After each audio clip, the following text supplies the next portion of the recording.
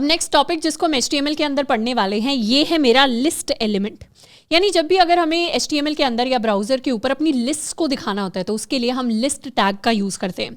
हम लिस्ट को दो फॉर्म्स में दिखा सकते हैं। एक होता है बुलेट पॉइंट्स की फॉर्म में, यानी इस तरीके से item A, item B, item C, इस तरीके की अगर हमें लिस्ट दिखानी होती है जिसमें यहाँ पर मेरे बुलेट पॉइंट्स आते हैं, मतलब सर्कल में वो जो डॉट्स आते हैं, इस तरीके की लिस्ट को हम अपनी अनऑर्डर्ड लिस्ट कहते हैं।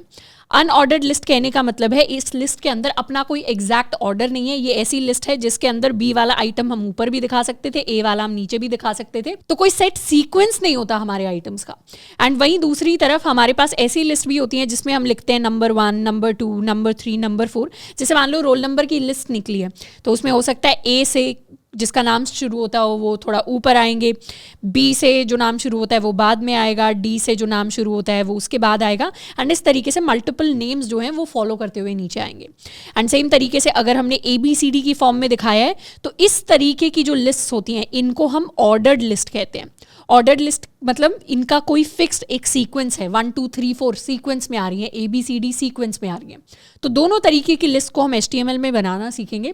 सबसे पहले बात करते हैं अपनी अनऑर्डर्ड लिस्ट के बारे में। अब HTML के अंदर अनऑर्डर्ड लिस्ट को क्रिएट करने के लिए हमें सबसे पहले अपने अनऑर्डर्ड लिस्ट वाले टैग को यूज करना पड़ेगा। तो उसके लिए हम यूज करते हैं UL टैग का।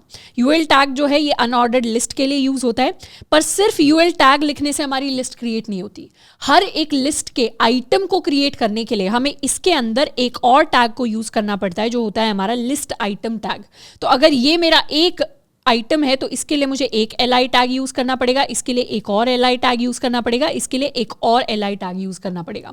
तो अगर मैं कोई खाने की लिस्ट बना रही हूँ तो इस तरीके से लिस्ट आइटम टैग के अंदर मैं अपना फर्स्ट आइटम लिख सकती हूँ, फिर सेकेंड आइटम, फिर थर्ड आइटम, एंड जितने भी आइटम्स हम चाहें उतने आइटम्स अपनी लिस्ट के अंदर ऐड कर सकते हैं। तो HTML के अंदर एक बार हम लिस्ट बनाकर देखते हैं।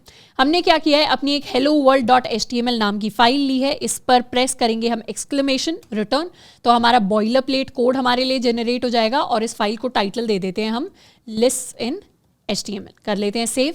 अब बॉडी टैग के अंदर जहां हम सारा कंटेंट लिखते हैं वहां पर हम अपनी अनऑर्डर्ड लिस्ट को क्रिएट करने वाले हैं। सबसे पहले तो अपनी अनऑर्डर्ड लिस्ट के लिए UL टैग को लिखेंगे। अब अनऑर्डर्ड लिस्ट वाला जो हमने टैग बना लिया इसको सेव करें और रिफ्रेश करें ब्राउजर में, तो अभी यहाँ पर हमें कुछ नहीं दिखाई देगा क्योंकि सिर्फ अनऑर्डर्ड लिस्ट लिखने से लिस्ट क्रिएट नहीं होती, उसके अंदर आइटम्स भी क्रिएट करने पड़ते हैं। जैसे हम चाहें तो आइटम्स में लिख सकते हैं ब्रेड, नेक्स्ट आइटम हम लिख सकते हैं लेट्स से जैम, इस तरीके से जैम।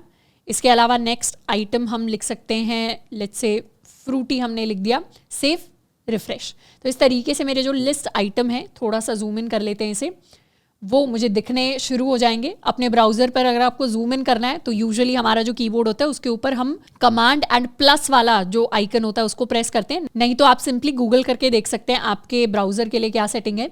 एंड यहाँ पर और थोड़े से आइटम्स क्रिएट करना चाहें तो लेट्स से हमने समोसा क्रिएट कर लिया, हमने डोसा क्रिएट कर लिया, सेव, रिफ्रेश। तो इस तरीके की जो लिस्ट होती है उसको हम क्रिएट करते हैं with the help of UL tag and आर LI टैग। अब हम चाहें तो एक और चीज भी कर सकते हैं, जैसे ये जो लिस्ट आइटम वाला टैग होता है इसके अंदर जरूरी नहीं है कि हम सिर्फ टेक्स्ट लिख सकते हैं, हम अपने लिस्ट आइटम के अंदर और भी डिफरेंट HTML टैग्स को लिख सकते हैं। जैसे अगर हम चाहें तो LI टैग के अंदर हम अपने H2 टैग को लिख सकते हैं, तो H2 यानी मेरी हेडिंग वाला टैग, और यहां पर हम कुछ इस तरीके का लिख सकते हैं want to buy, save, refresh. तो यहां से क्या हुआ, ये मेरा फर्स्ट लिस्ट आइटम हो गया जिसमें लिखा रहा है वांट टू बाय, और ये वांट टू बाय का फॉन्ट साइज काफी बड़ा है। क्यों? क्योंकि इसे मैंने अपने H2 हेडिंग टैग के अंदर लिखा है। तो लिस्ट के अंदर सिर्फ मेरा नॉर्मल टेक्स्ट नहीं आता, मेरे दूसरे टैग जैसे मेरा पैराग्राफ टैग हो गया या मेरा बोल्ड टैग हो गया या फिर हमारा हेडर टैग हो गए या कोई और टैग भी हो गया, वो सारे के सारे टैग्स हम as my list items present कर सकते हैं। अब बात करते हैं सेकंड टाइप की लिस्ट की, जो होती है हमारी ऑर्डर्ड लिस्ट। ऑर्डर्ड लिस्ट के लिए हमें सिर्फ बाहर वाला जो टैग होता है उसकी जगह लिखना होता है OL। OL का मतलब होता है ऑर्डर्ड लिस्ट, एंड उसके अंदर नॉर्मली हम लिस्ट आइटम्स को वैसे ही क्रिएट करते हैं जैसे अनऑर्डर्ड लिस्ट के अंदर क्रिएट किया जाता है। जैसे यहाँ से वांट टू बाय हटा देते हैं, सेव, एंड अब इस अनऑर्डर्ड लिस्ट को ही कॉपी करके नीचे कर देते हैं पेस्ट, और अनऑर्डर्ड की जगह यहाँ पर कर देते हैं अपने टैग को ऑर्डर्ड लिस्ट, सेव, रिफ्रेश।